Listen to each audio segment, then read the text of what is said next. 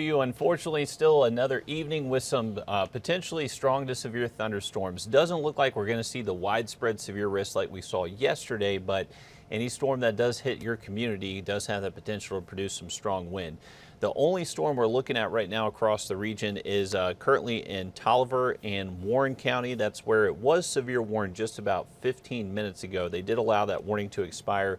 They changed it to a special weather statement, so lessen the wind threat with this from 60 down to about 50.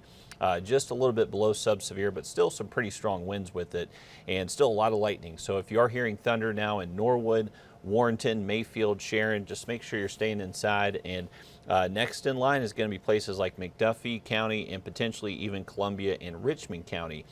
So right now the time threat, or the time for this to be kind of moving towards us, is going to be hitting Deering and Thompson a little bit after 8 o'clock. So still about 15-20 minutes till it reaches you in Thompson, and then getting closer to Grovetown by around 8:30. Then for us here in Augusta, we'll most likely see it between 8:30, 8:45. So it's moving east at about 35 miles per hour. So a good pace to it, not quite as quick as the ones yesterday though.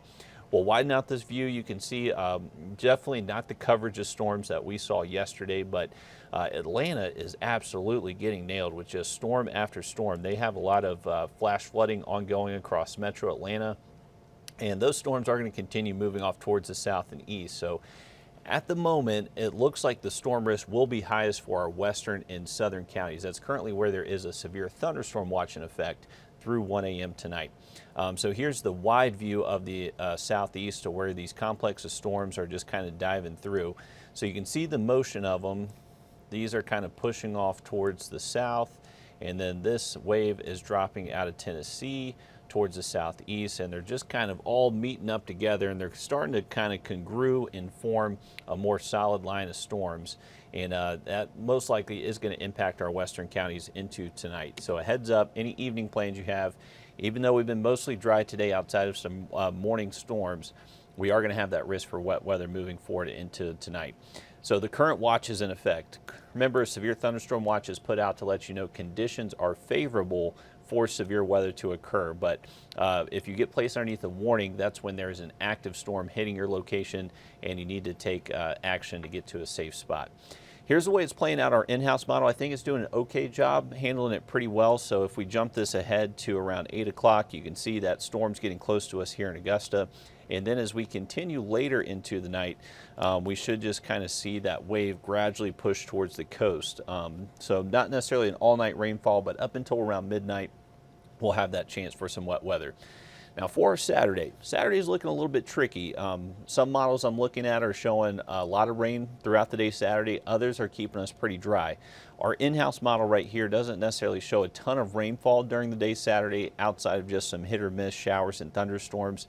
But keep in mind, even though this model was showing relatively dry conditions, there could be some rain definitely early Saturday morning. I'm seeing a lot of models that are hinting at that. So a heads up, any early plans Saturday, may just want to keep an eye to the sky just in case. And for tomorrow, the Storm Prediction Center is continuing a low-end severe weather threat. So we'll get rid of this slight risk that we've had over the past couple of days and drop that severe threat to a marginal, which is a 1 out of 5 on our threat scale over here. So that usually means maybe an isolated severe storm, definitely nothing too widespread, but we'll still just kind of be in that environment where it's very hot, unstable, and storms can quickly pulse up and briefly produce a strong wind gust. By Sunday, the good news is towards the end of the weekend, we should eliminate that severe weather threat, and rain chances do look lower by Sunday afternoon. Still not zero though, so any outdoor plans through the weekend, just make sure you have that First Alert weather app close by. It'll let you know if any lightning's getting close to you. But I think the biggest thing you're going to notice this weekend is that temperatures will feel much better. We have been seeing heat index values over 105 over the last several afternoons.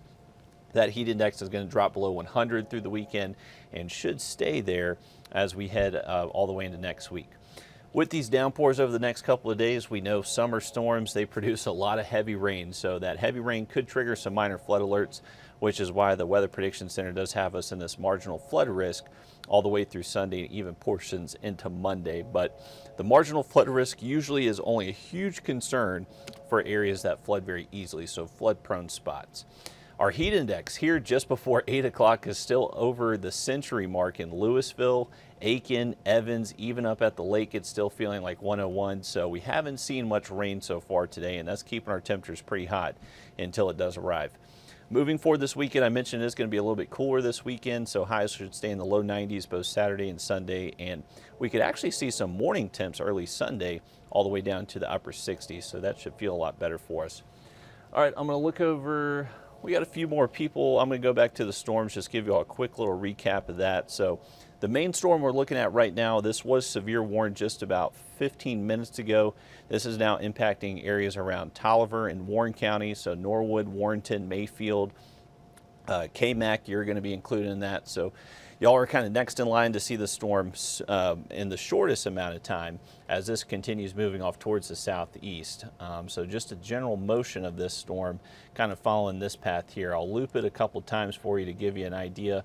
And still producing some strong winds, but luckily the Weather Service did see a couple scans that showed the wind threat did go down a little bit. So luckily below severe levels at the moment with this storm, but it's entering an environment with just a lot of instability. Our atmosphere is prime time to produce some really strong wind gusts. So a heads up, just keep an eye on this storm as it does get closer to you in Thompson, Deering, Grovetown, Fort Gordon, Harlem, you're included in that. And then if it holds together, we could see some wet weather from this here in Augusta, most likely after 8:30. So coming up within about an hour or so. A little bit wider view of what's happening. You can see Metro Atlanta still seeing a lot of thunderstorm activity.